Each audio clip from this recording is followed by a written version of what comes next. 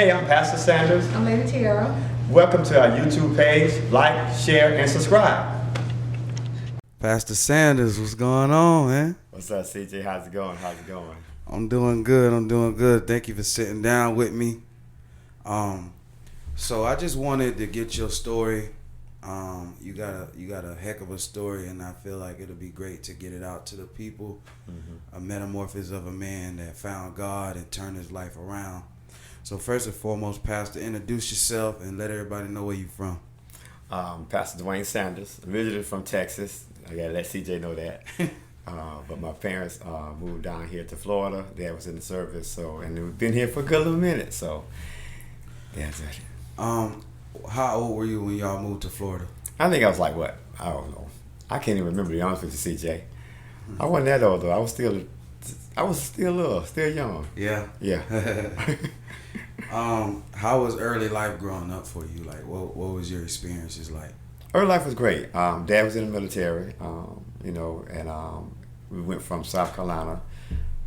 Then we moved down here. But my childhood was great. I got two brothers, two sisters, and we all get along great. So I can't have no problem with my childhood. Yeah, childhood was great for me. Where did you attend high school?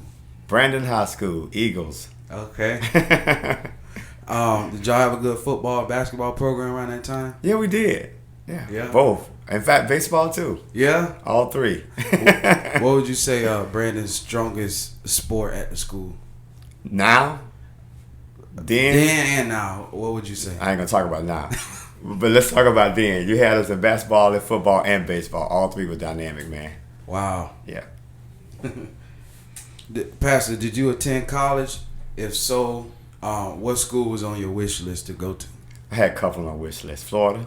I'm a Gator, regardless. Oh, Lord. I'm still a Gator fan. We lost last night to Bama by 2 points. Should have tried something else in that 2-point conversion. Miami was on my guest list, and also North Carolina. So okay, Tar Heels. Okay.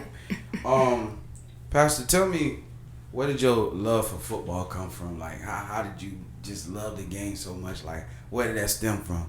Playing it a little bit, and then coaching my son, Owen Dwayne Jr., and I still coach now. Right. And I just fell in love with it. It's an opportunity when you have guys come together and to teach fellowship and unity, just that brotherhood, to know that you got these brothers who are backing with you and they're with you. Right. Pastor, how many do you have children? So how many? I do. I have 4, and I'm married. My wife Tiara, she has 2, so I have a total of 6 now. 6. Yeah. Okay.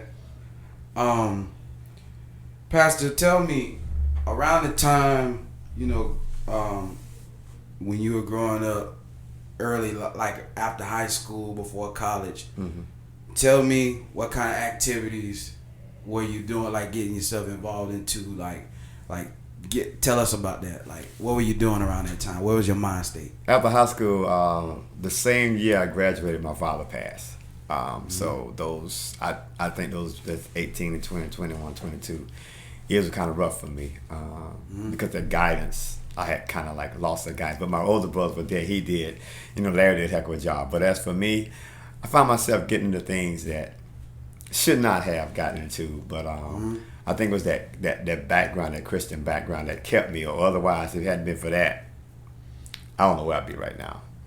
So early on, was God on your mind at the time, or were you just like you were living, but you know how we can just be living but not think about Him when He was on the back burner? Tell me, what was your relationship with Christ around that time? Now, I had that early relationship, but then I strayed, and I think within those 4 or 5 years, I was everywhere. Grace's Place, Club Kathleen, I was in all kind of clubs, doing my own thing, doing me. Right. Yeah. Pastor, tell me, how did God come to you, and when did you start your early ministry journey? I gotta be honest with you. I was leaving the club. I was coming home off of Orient Road. Okay. Late night, 3 o'clock in the morning. Right. Driving my car, driving home. Fell asleep at the wheel. Okay. But woke up soon enough not to hit a pole. Wow. And that's when I realized that God was real. God was real. It was at that point that all the teaching that my dad and my mom taught me began to flow within me. Realized I got a better purpose. Yeah. Where was your first start when you first got into ministry? First Baptist Church of Progress Village, under the leadership of Dr. Roosevelt Robinson. Okay. Yeah.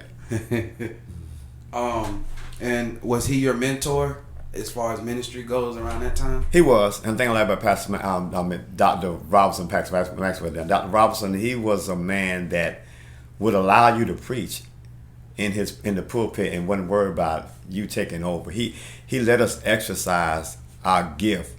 I think that's what's wrong with today. A lot of preachers don't get that opportunity to exercise their gift. But with Pastor Robinson, he let us preach. Nice. And Pastor, describe yourself as a pastor. Right now, I'm just flowing. I'm not doing this traditional.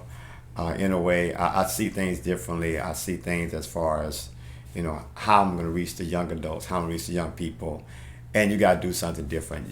We used to sing a song, hymn for a common meter, a charge keep I have, a God to glorify. And that second verse said, to serve this present age. Well, we're in a different age group. We're in a different era. So what we did back then can't work now. Right. Yeah. Pastor, why is it so important to make time for God and go to church? Wow. Good question. It's very important to make time for God, because making time for God gives you the direction for your life. Spending time with God enhance and improves your life, from your prayer life to finance to overall just spiritual. Being who you are makes it better with Him in your life without Him in your life. If someone is watching this, Pastor, and they're heavy in the streets, deep in sin, as you would say, life is getting the best of them. They have mental health issues, addicted to sex, addicted to drugs. What would you tell them? Look at me. I can tell you, I'm from the streets. So if He did it for me, He can do it for you. Never lose hope. Never give up. Never think that you hit rock bottom, because when you hit rock bottom, you can go to the rock. And He is the one. When you think you can't make it, CJ, when people feel that it's all hope is lost, anybody I'm talking to, it's not over. Your life is just beginning. If you just want to walk away from that stuff, if you want to change some things, just talk to Him. Don't even try to use big words. Just talk to Him. God, here I am.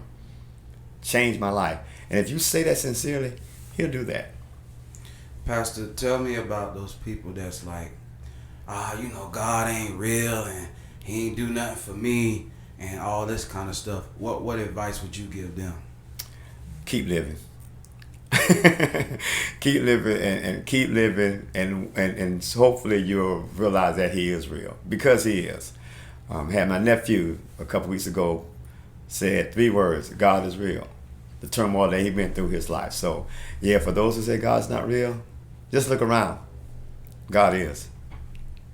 Pastor, why should people join St. Mary Missionary Baptist Church? It's a place where you can come and feel relaxed. It's a place where you can be yourself. It's a place where you're not looked down or looked at. We just want to love on you for you being you. This is a place where you can come and relax and be who God wants you to be. Pastor, before we get up out of here, what do you have any closing remarks to say to the people out there that's going to be watching this? Yeah, listen, whatever you do in life, do it your best. Do what makes you happy. Do what's best for you. And most of all, when you do it, make sure you include Him. Because if you can include Him in it, you'll go higher and higher and higher. I'm telling you, I can't tell you no other way. Let God in your life and just watch Him work and watch what He do for you. Now, that doesn't mean that things going to be different or some things ain't going to change. It's going to be like that. But with Him, you can go a whole lot higher. All right. There you go. Pastor Sanders, thank you so much for your time. Yes, sir. Yes, sir. Go Cowboys. Oh, no. I'm cutting that out. All right. Thank you for watching, and follow us on all our digital platforms.